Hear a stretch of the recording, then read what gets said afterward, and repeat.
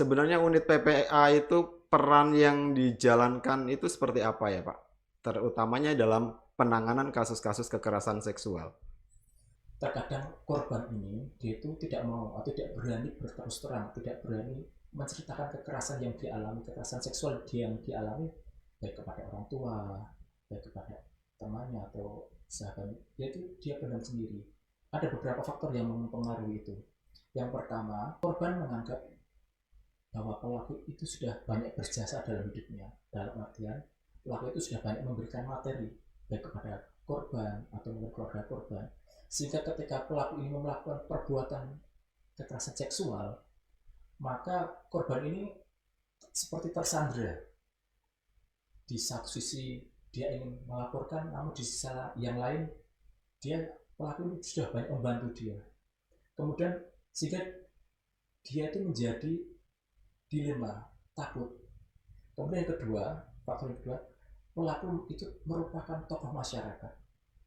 Kemudian pelaku juga merupakan tokoh agama atau orang-orang yang berpengaruh di sekitar lingkungan korban. Sehingga korban itu ketika mau melapor, ketika mau mengadukan peristiwa yang dialami, kekerasan seksual yang dialami, dia itu selalu merasa takut. Pernah kami beberapa kejadian juga kami dapat informasi tentang adanya suatu peristiwa pidana, dan itu dilakukan oleh salah satu tokoh agama yang ada di wilayah Kabupaten Batang. Ada beberapa korban mengaku, namun ada beberapa korban yang sebenarnya sudah mengalami hal seperti itu, dia tidak mau mengakui perbuatan, tidak mau menceritakan perbuatan yang dialami. Setelah kami melakukan visum, ternyata baru diketahui, iya berarti dia benar-benar korban. Dan visum itu membukti adanya luka pada area kemaluannya. Demikian Mas. Jadi memang sangat kompleks sekali ternyata ya Pak ya Iya, untuk kendala-kendala teknis yang ada di pada penanganan kasus kekerasan seksual seperti ini. Nah, mungkin begitu juga di lingkungan kerja nih ya Pak. Di lingkungan kerja kebetulan saat ini di KPU itu sudah dibentuk. Dari Batang, suara lantang, podcast kita penuh bintang. Ngobrol santai, tapi nancep, jaga negeri biar tetap cap. Ngodecast, Ngodecast, podcast KPU bikin semangat.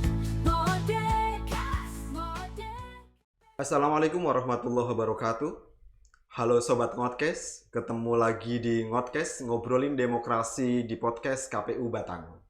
Kali ini kita akan membahas sesuatu yang sangat penting, khususnya untuk keluarga KPU Kabupaten Batang, karena menyangkut rasa aman kita pada saat bekerja dan bisa memberikan sesuatu pemahaman yang baru bagi kita terkait dengan prosedur pelaporan dan upaya pencegahan kekerasan seksual. Telah hadir bersama kita Bapak Didik Kristiawan dari unit PPA Reskrim Polres Batang. Beliau sehari-hari menangani langsung kasus-kasus kekerasan seksual sekaligus mengedukasi masyarakat soal pentingnya pencegahan. Bagaimana kabarnya Bapak? kabar saya puji Tuhan. Baik, sehat luar biasa. Iya. Selamat datang di KPU Batang, Bapak. Sebelum memulai perbincangan yang akan cukup berat ya, kita perlu mengenal lebih dekat siapa sih sebenarnya Pak Didi ini. Monggo Bapak. Baik, terima kasih Mas Abi ya. Mas Abi, jadi saya nama Didik Kristiawan, saya bertugas di unit PPA Satreskrim Polres Batang, kurang lebih berdinas di Satreskrim Polres Batang kurang lebih sudah 3 tahun ini. Namun sebelumnya sudah lama bertugas di fungsi Satreskrim, kurang lebih sudah hampir 23 tahun. Dan pengalaman bertugas di Satreskrim terutama di fungsi PPA sesuatu yang luar biasa. Saya banyak belajar bagaimana ketika kami menangani permasalahan-permasalahan yang di sana melibatkan anak-anak, bagaimana kami harus berbicara kepada mereka dengan mungkin yang intonasi yang lembut, yang tidak keras seperti itu. Seperti itu mungkin Mas dari Oke. saya. Iya, luar biasa sekali ya bapaknya Pak Didik ya. Pak Didik ini sudah sangat berpengalaman sekali terutamanya dalam penanganan kasus-kasus kekerasan seksual ya Pak. Mungkin banyak dari sobat ngodcast ini masih ada yang belum begitu paham nih Pak. Sebenarnya unit PPA itu peran yang dijalankan itu seperti apa ya Pak? Terutamanya dalam penanganan kasus-kasus kekerasan seksual. Baik, jadi unit PPA kami sesuai dengan peraturan Kapolri nomor 10 tahun 2007, yaitu tentang organisasi dan tata kerja unit pelayanan perempuan dan anak. Unit di lingkungan kepolisian unit PPA adalah unit yang melindungi, melayani, dan menangani secara khusus perkara-perkara yang berkaitan dengan perempuan dan anak, baik sebagai korban maupun sebagai pelaku tindak pidana. Yaitu lebih simpelnya gini Mas, jadi unit PPA itu adalah unit khusus yang dikedepankan untuk menangani perkara-perkara yang melibatkan perempuan dan anak. Misalnya ada anak di situ menjadi korban, ada di situ perempuan menjadi korban, maka unit PPA yang dikedepankan untuk menangani perkara tersebut. Kemudian juga ada pelaku anak, pelaku perempuan yang di situ melakukan tindak pidana, maka unit PPA ini yang dikedepankan untuk menangani tindak pidana tersebut. Demikian Mas Abi. Oke, berarti lebih apa ya, lebih spesifik ke perempuan dan anak gitu ya, baik dia sebagai pelaku maupun sebagai korban gitu ya, Pak. Benar Mas Abi, namun tidak menutup kemungkinan ketika ada perkara yang lain kami pun juga melakukan penyidikan terhadap tindak pidana juga, misalnya dari unit yang sudah penuh perkaranya, lalu juga unit PPA juga ikut menangani perkara tindak pidana yang lain. Oke. Nah, kemudian gini Bapak, ketika Sobat Ngodcast ini mungkin mengalami kejadian ataupun melihat suatu kejadian yang kaitannya dengan kekerasan seksual atau pelecehan seksual, itu mekanisme dan prosedur yang harus dilakukan pada saat melaporkan itu seperti apa ya Bapak? Baik Sobat Podcast dan Mas Abi, perlu kami jelaskan bahwa prosedur pelaporan itu sebenarnya tidak rumit. Jadi ketika ada orang yang mengalami tindak pidana atau korban mengalami tindak pidana, maka dapat langsung ke kantor kepolisian terdekat di mana tindak pidana itu terjadi. Misalnya kejadian di wilayah Batang, maka dapat datang di kantor kepolisian terdekat di Polsek, di Polres, demikian. Dan kriteria korban ini itu ada dua Mas, berdasarkan kategori usia. Jadi kategori anak-anak dan kategori dewasa. Ketika korban yang masih anak-anak ini akan melaporkan, maka wajib didampingi oleh orang tuanya. Kemudian saat atau orang tua atau wali. Kemudian saat datang dengan membawa kelengkapan surat akte ataupun kartu keluarga. Demikian. Sebagaimana mengapa harus membawa itu? Karena supaya nanti kami tahu identitas yang sebenarnya dari anak ini, tahu juga umur, jangan sampai nanti kami salah besaran. Kadang terlihat wajahnya masih anak-anak, ternyata dia dewasa, kemudian terlihat dewasa, ternyata dia masih anak-anak. Jadi kategorinya ada kategori korban anak dan korban dewasa. Yang dimaksud korban anak yaitu korban yang usianya belum 18 tahun atau anak yang masih ada di dalam kandungan. Sedangkan korban dewasa yaitu korban yang sudah usianya 18 tahun ke atas. Kemudian jika yang datang itu adalah korban dewasa, mereka langsung dapat datang ke kantor kepolisian terdekat, kemudian dengan membawa kelengkapan KTP, kelengkapan diri, kemudian dapat menyampaikan langsung membuat laporan tanpa harus didampingi oleh orang tua ataupun wali karena sudah dewasa. Kemudian disampaikan kepada petugas yang menerima laporan itu peristiwa apa yang dialami, kekerasan seksual kah atau peristiwa cabul, perkosaan. Demikian Mas. Oh, jadi seperti itu ya Sobat Ngodcast ya, prosedur yang harus dijalankan pada saat akan melaporkan yang sesuatu yang terjadi yang terkait dengan unit PPA ini. Kemudian tantangannya nih Pak, tantangan di lapangan itu seperti apa yang mungkin kalau itu kan kalau korbannya itu berangkat dari rumah ya Pak.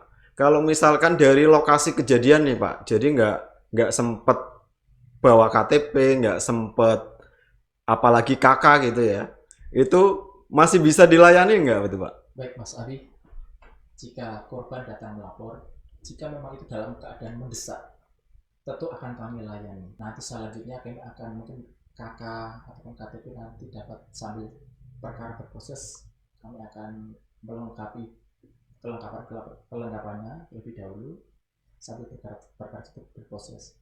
Dan ada beberapa tantangan dalam kami itu melakukan proses atau menerima laporan tentang kejadian kekerasan seksual itu Mas. Terkadang korban ini dia itu tidak mau atau tidak berani berterus terang, tidak berani menceritakan kekerasan yang dialami, kekerasan seksual yang dialami baik kepada orang tua, baik kepada temannya atau sahabatnya, yaitu dia pendam sendiri. Ada beberapa faktor yang mempengaruhi itu. Yang pertama, korban menganggap bahwa pelaku itu sudah banyak berjasa dalam hidupnya, dalam artian pelaku itu sudah banyak memberikan materi baik kepada korban atau keluarga korban, sehingga ketika pelaku ini melakukan perbuatan kekerasan seksual, maka korban ini seperti tersandra. Di satu sisi dia ingin melaporkan, namun di sisi yang lain pelaku ini sudah banyak membantu dia. Kemudian sehingga dia itu menjadi dilema, takut. Kemudian yang kedua, faktor yang kedua, pelaku itu merupakan tokoh masyarakat. Kemudian pelaku juga merupakan tokoh agama atau orang-orang yang berpengaruh di sekitar lingkungan korban. Sehingga korban itu ketika mau melapor, ketika mau mengadukan peristiwa yang dialami, kekerasan seksual yang dialami, dia itu selalu merasa takut. Pernah kami beberapa kejadian juga kami dapat informasi tentang adanya suatu peristiwa pidana, dan itu dilakukan oleh salah satu tokoh agama yang ada di wilayah Kabupaten Batang. Ada beberapa korban mengaku, namun ada beberapa korban yang sebenarnya sudah mengalami hal seperti itu, dia tidak mau mengakui perbuatan, tidak mau menceritakan perbuatan yang dialami. Setelah kami melakukan visum, ternyata baru diketahui, iya berarti dia benar-benar korban. Dan visum itu membuktikan adanya luka pada area kemaluannya. Demikian Mas. Jadi memang sangat kompleks sekali ternyata ya Pak ya, untuk kendala-kendala teknis yang ada pada penanganan kasus kekerasan seksual seperti ini. Nah, mungkin begitu juga di lingkungan kerja nih ya Pak. Di lingkungan kerja kebetulan saat ini di KPU itu sudah dibentuk satuan tugas ya pencegahan kekerasan seksual di lingkungan kerja KPU, khususnya di KPU Kabupaten Batang ini. Nah, bagaimana ini antara KPU Kabupaten Batang dengan unit PPA ya terkait apabila ya harapannya sih tidak terjadi ya Pak. Apabila terjadi permasalahan yang cukup serius terkait dengan kekerasan seksual ini kira-kira nanti bagaimana ya? Bagaimana sinergi antara Satgas pencegahan kekerasan seksual di KPU dengan unit PPA ini Pak? Baik, jadi Mas Abi, dalam hal ini bentuk sinerginya yaitu ketika ada mungkin dari anggota KPU ataupun dari keluarga anggota KPU yang mengalami kekerasan seksual baik secara fisik, non fisik, verbal, non verbal, maka dapat diarahkan untuk melapor ke Satreskrim Polres Batang dalam unit PPA. Jika mungkin mengalami takut ataupun mungkin identitasnya mungkin takut tersebar, kami jamin kerahasiaan dari pelapor itu. Kemudian dalam hal ini apabila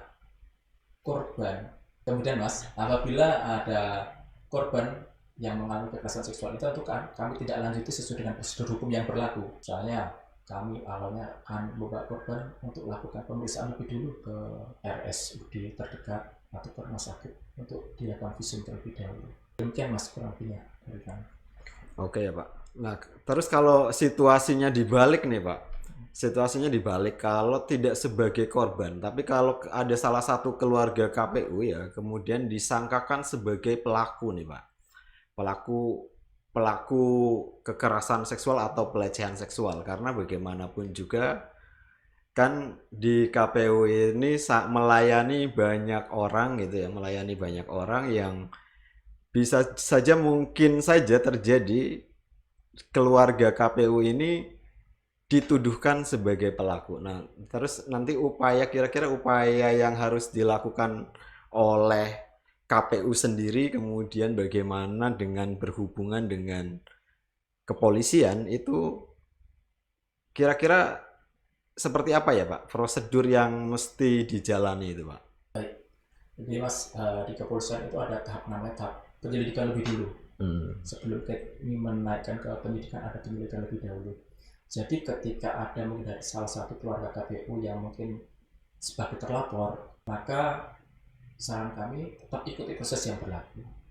Jika memang dia sebagai terlapor dan nanti sesuai dengan alat bukti dapat dinaikkan ke tingkat penyidikan, maka akan kami naikkan ke tingkat penyidikan dan sebenarnya dapat ditetapkan sebagai tersangka.